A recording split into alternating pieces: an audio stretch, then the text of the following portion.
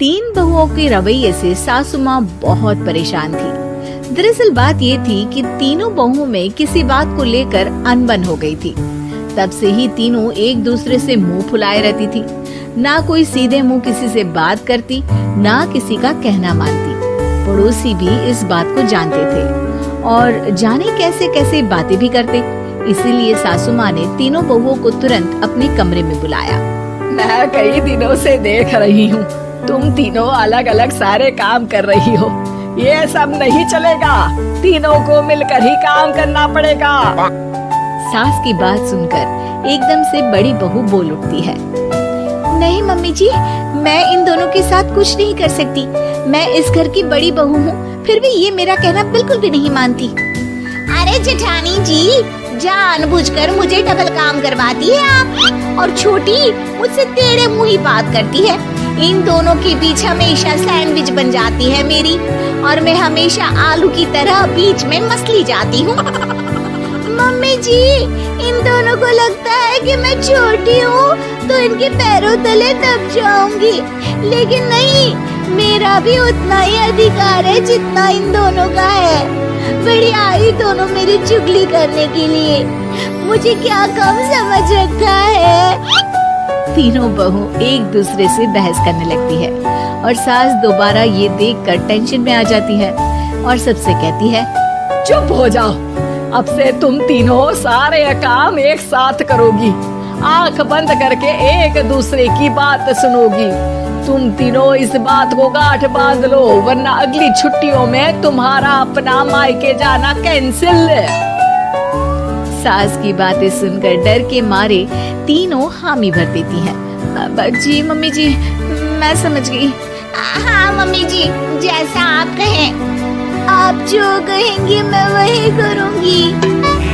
तीनों बहू सास की बात को गांठ बांध लेती है और वादा करती है कि अब से सारे काम वो तीनों एक साथ मिलकर ही करेंगी। ये सब देखकर सास खुश हो जाती है और वहाँ से चली जाती है।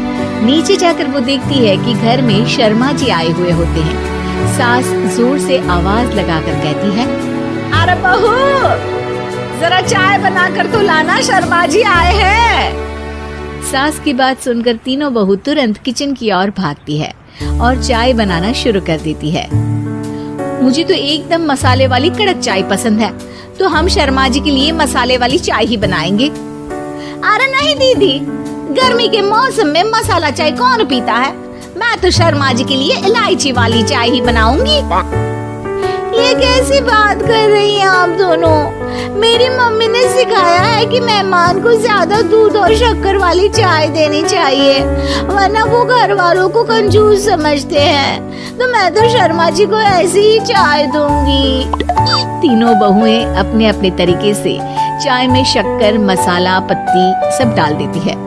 उबलने के बाद तीनों मिलकर चाय बाहर लेकर जाती है और शर्मा जी और सासू माँ को देती हैं। चाय पीने के बाद शर्मा जी सासू माँ को देखकर शर्मा जाते हैं और शर्मिंदा महसूस करते हैं कि आखिर उन्होंने चाय पीने के लिए हामी क्यों भरी।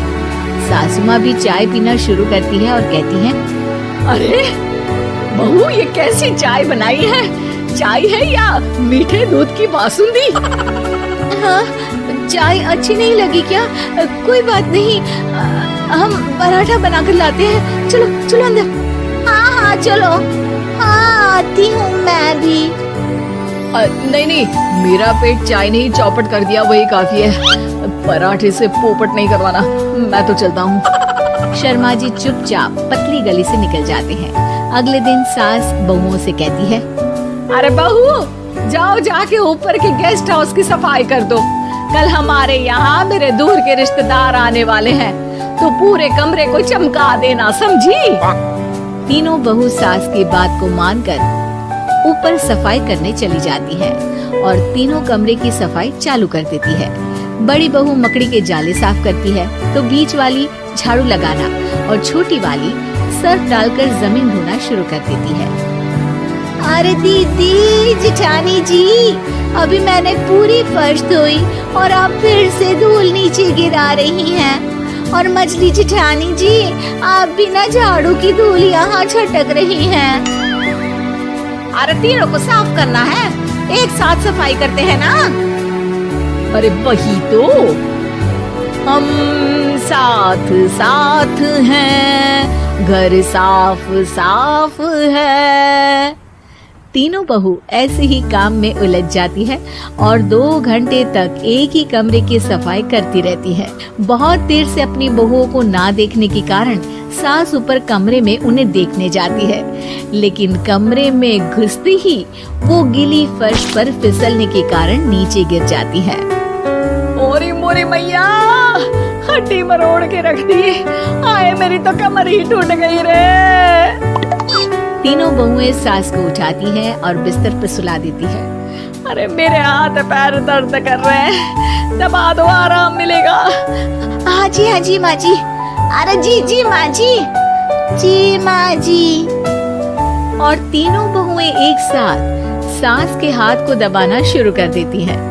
माँ की तो चीख ही निकल जाती है और नतीजा ये होता है कि सास के बचे हुए शरीर में भी दर्द उठ जाता है। हाय राम, ये क्या कर दिया तुम तीनों ने। अरे मेरी तो किस्मत ही फूटी है कि तुम जैसी बहुएं मुझे मिली। हे भगवान, पूरे शरीर में दर्द बढ़ गया है। अब तो पता नहीं कि चल भी पाऊंगी या नहीं। माफ करो, मुझे गलती हो गई मुझसे कि तुम तीनों को एक साथ काम करने के लिए बोला। सोचा था तीनों मिलके अच्छे से काम करेगी, लेकिन बड़े बुजुर्ग सही कहते थे कि 3 तिगाड़ा काम बिगाड़ा। तुम लोगों ने ये बात ना आज साबित करके दिखा दी। तुम तीनों को तो समझाना यानी मानो भैंस के आगे बीन बजाना है। तुम्हें अकेले अकेले काम करना है ना, तो अब से तुम अकेले ही अपना अपना काम करो। तीनों बहुएं वहाँ से जाने लगती है। अरे कहाँ जा रही हो? आप ही ने तो कहा कि अपना अपना काम करो, तो मुझे मुल्तानी मिट्टी लगानी है। अरे मुझे भी तो नेल पॉलिश लगानी है। मुझे ना मेहंदी लगानी है। सास अपना सर पीट लेती है और कहती है, अरे मुझे भी लगाना है कुछ। क्या माँ जी? क्या माँ जी? क्या माँ जी? तुम्हारे घर वालों को फोन तुम्हारी हरकतें बताने के लिए।